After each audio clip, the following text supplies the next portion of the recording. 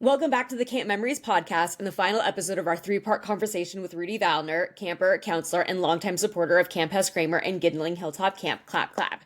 In part three, we discuss Rudy's experience in both leadership at Kramer and session D up at Hilltop. And if in case you've missed it, parts 1 and 2 are linked in the card above and are also down in the description. Enjoy. This is not to age us all, but this is, the 50th anniversary of your leadership year, your last year as a camper. How was that experience, and how is that differentiated from when you were growing up at camp as a camper, in a what I would call a regular non-leadership cabin? Well, look, the great thing about leadership is that you get to leadership and it's the culmination of, for the most part, your last chance to be a camper with a lot of the people that you went camp with through your many years. At least that's the way it was then. Still is. Yeah, I mean, it's just, I know the numbers have dwindled a little or they changed. The opportunities are different. But I can tell you, I mean, my leadership, not all of us, but I'd say a good 60% of us went through camp together. Here's something that I'll tell you. This is very personal. I had a fabulous time in my leadership year. But I came from a session before, session D up in Hilltop, 1976, that I gotta tell you something. In my opinion, it's the greatest session. Everything there just meshed. Don't ask me why. It was one of those situations where the staff, the campers, everybody was like in sync. It was one of these, I'm now picking, because you're asking me the question, how was my leadership? My leadership session was fabulous. And every time that I had a camp was fabulous. There's no one bad time. It just happens to be that I came from a session 1976 up at Hilltop that was just magical, and it was fabulous, and it was great, and leadership was fantastic. It was very close, and to this day, I still am very close with, and I still talk to many of my leadership partners, counselors. We're still pretty close. What was it like for you? You said that you went session D to leadership. Did you do other summers where you did basically you started at Hilltop, then went down to Kramer and did the full gamut? Because we have a few kids who still do that, and it's always very interesting, especially from the staff perspective with the kids now in Carlsbad, of seeing the kids first session, everything, how they go with first session, and then seeing the changes of their dynamics with their cabin mates and their, and how they feel about different sessions and different people, how that goes. So how is that for you doing full summers at camp? It was great. I mean, I was very fortunate in that once I had the bug of camp, my parents were okay in parting with me and then with my brothers for 8 weeks of the summer. Bye. Yeah, it was see you later and bye.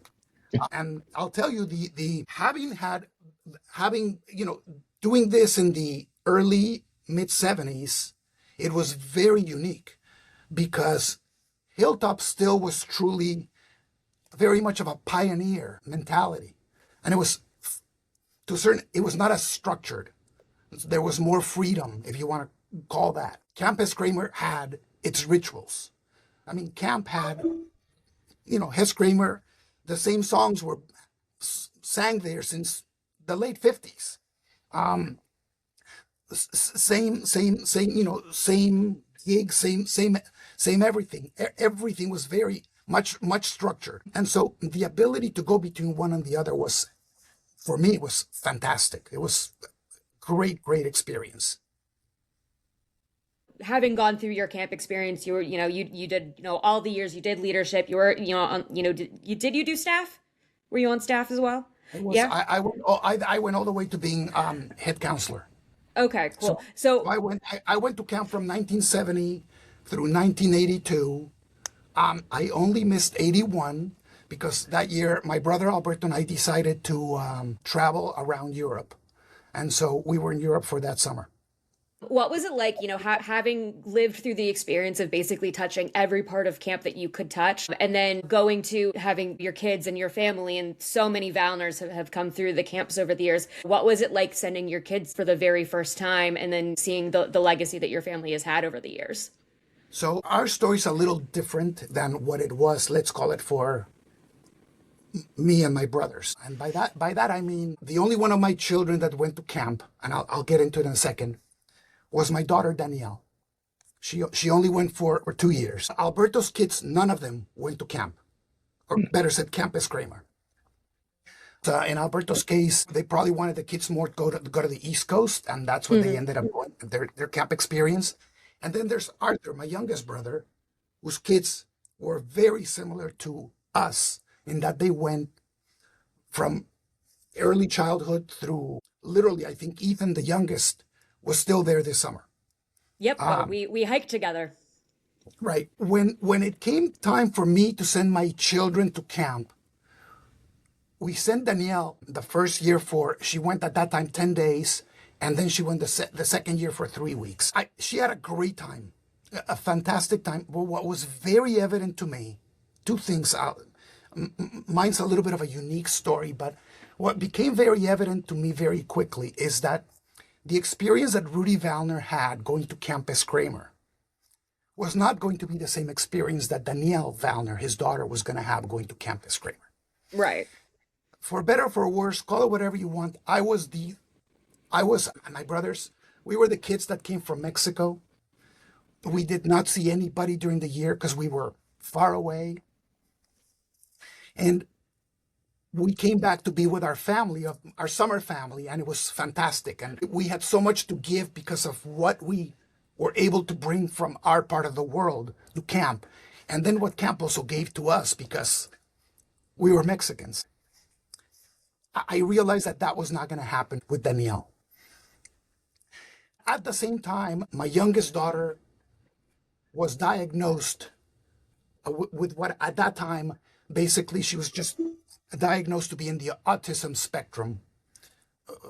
I knew that she wasn't, and we now have a different diagnosis. But I came to the realization that, especially for my wife, it was going to be a very difficult going during the year because of all the care and all the work that we were going to have to do with my daughter. And the one that was going to do it the most was going to be my wife, not me, because that's just, for better or for worse, that's just the reality. So I had to come up with an idea where I could give my family that place where it could be a great place for them to be in the summer, that could give them an experience similar to what I had growing up, and also allow us to spend time as a family. And the craziest of all things came up. I found what at that time was a little fisherman's village in the northeast coast of Mallorca, Spain, where we basically moved during the summer, and we spent an idyllic 13 summers, I believe. We moved up the entire family, and that's how my kids basically had the experience of growing up in a different culture, in a different world. It was very different. It was not camp. It was family time. But it worked fabulous for us, and it worked fabulous for our family.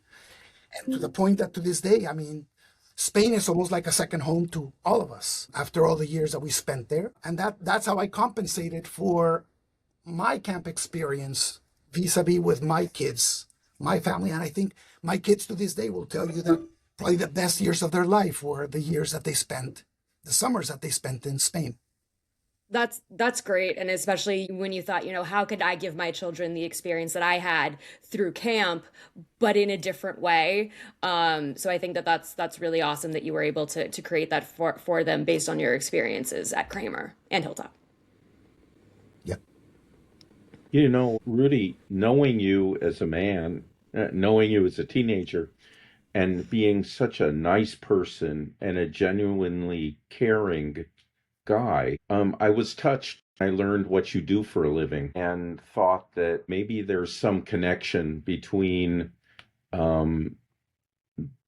what you experienced at camp, what you learned about at camp, and maybe you put that to work in what you do for a living, or at least I think so. So could you talk about that a little bit? Yeah, I'm professionally I'm a lawyer. Um, and my practice really focuses on doing cross-border transactional work, really focusing on Mexico, other places, Latin America, Spain. And just because of the gamut of the work, I do work with other parts of the world as well. That came out of the thought that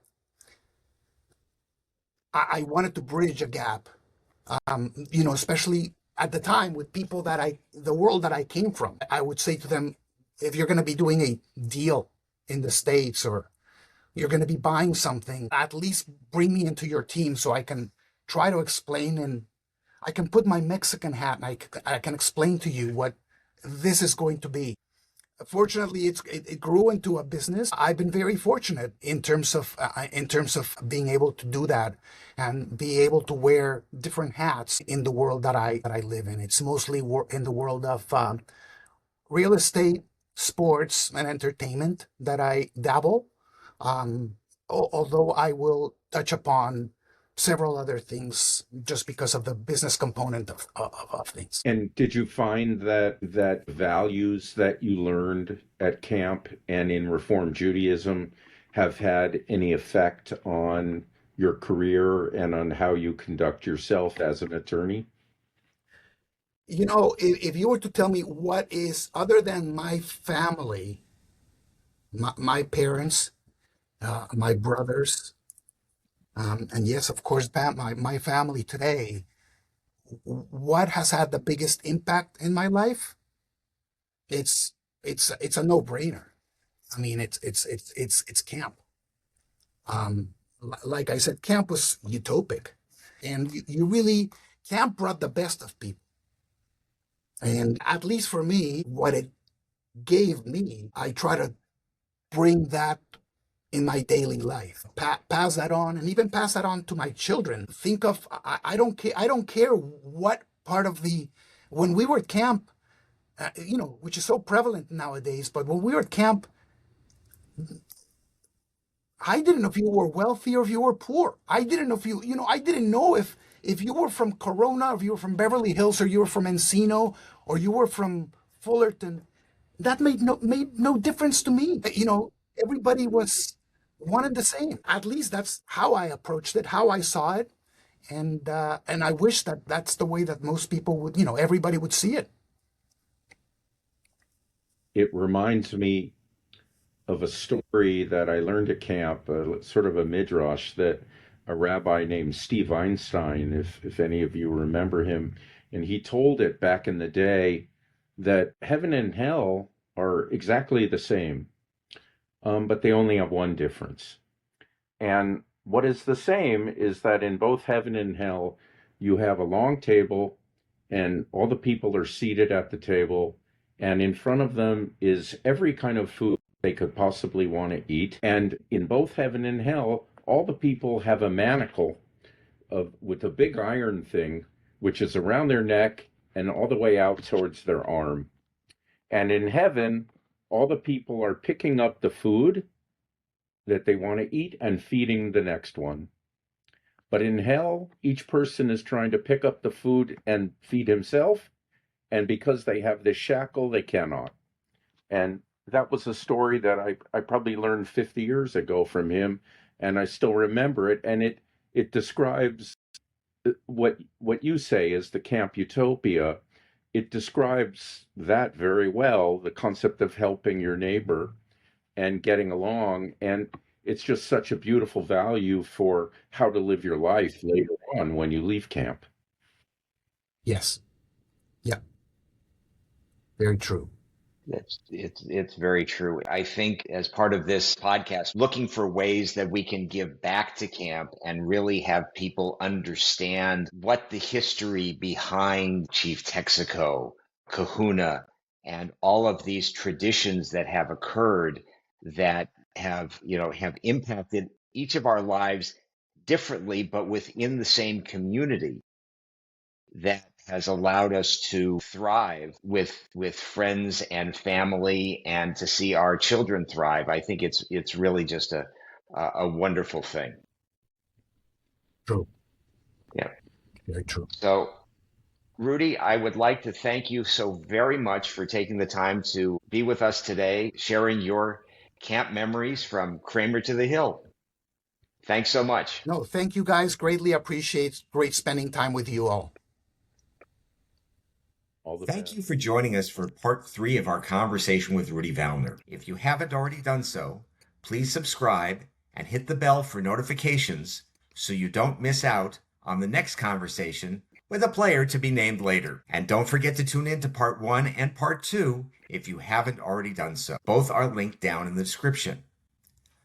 Don't forget to mark your calendars for camp's upcoming events in Carlsbad this summer, including Camp 75 on Friday, July 24th, and Leadership Night on Saturday, July 25th, and the Back to the Roots event at Camp Hess Kramer in Malibu on Sunday, August 30th. Finally.